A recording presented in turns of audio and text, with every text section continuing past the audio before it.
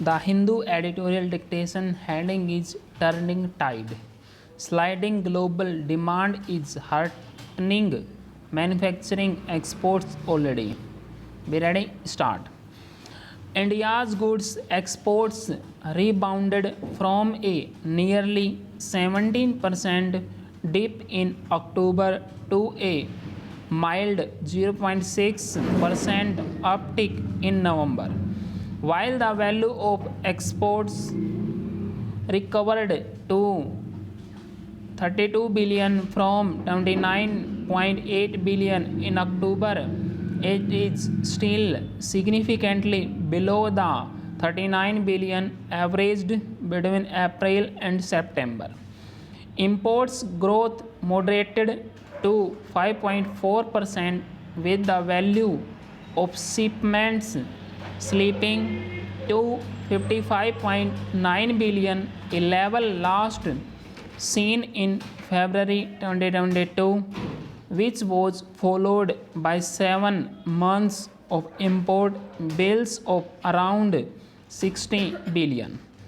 The merchandise trade deficit eased below 29 billion for the first time in 5 months.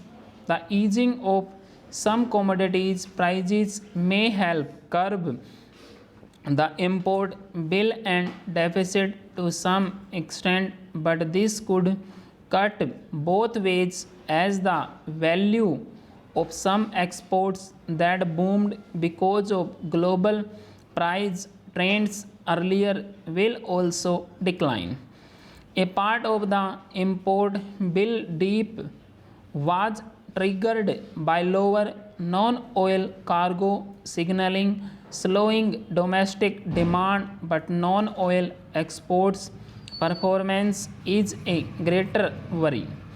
Their share in export growth has been shrinking since June, with the contraction accelerating for many sectors from September to November. Engineering goods that drove much of India's record 422 billion goods exports in 21-22 contracted 11.3%, while textiles fell a steeper 25%.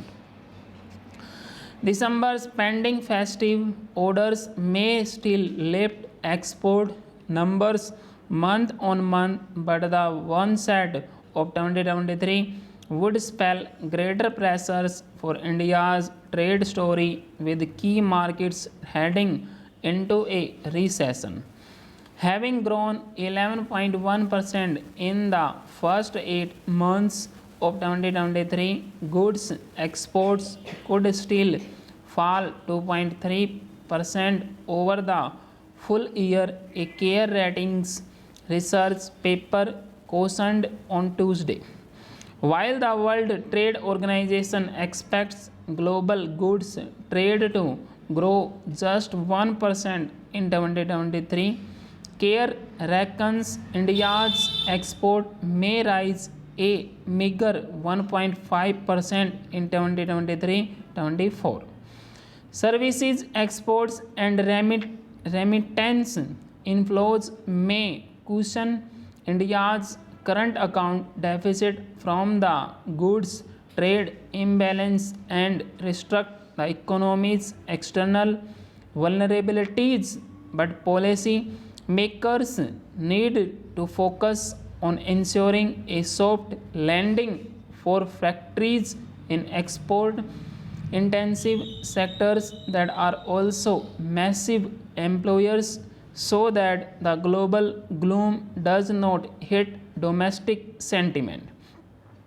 In recent weeks, the government belatedly scrapped the export duty on steel and iron ore that was hurting engineering exports too, and brought them under a tax refund scheme, with thus far excluded sectors like drugs and chemicals.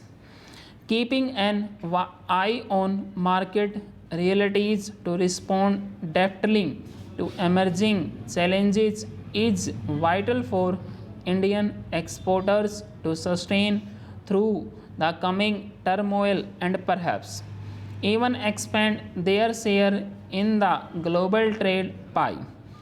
Vietnam, Cambodia, Bangladesh, and China saw their share rise even when global trade growth itself slowed in the year before COVID 19. India too should aspire to emerge stronger from the braving storm. Full stop.